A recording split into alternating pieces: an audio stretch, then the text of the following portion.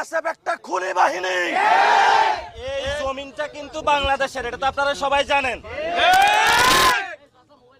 এবং বাংলাদেশের মানুষ বাংলাদেশে বসবাস করবে, ভারত থেকে কোনো পুশিন বাংলাদেশে চলবে না।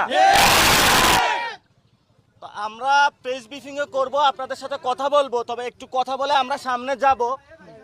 তবে এমন জায়গা যাব না যেটা হলো বিতর্কিত হয়ে যায়। আমরা যতটুকু যাইতে পারবো, এটা আপনারা সবাই সতর্ক থাকবেন। সাংবাদিক ভাইরা আমাদেরকে বলবে যে আমরা একটু পর্যন্ত যেতে পারবো।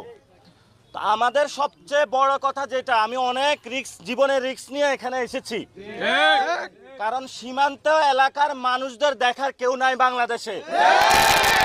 সীমান্ত এলাকায় হসপিটাল নাই, সীমান্ত এলাকায় স্কুল নাই, সীমান্ত এলাকায় কর্মসংস্থান নাই।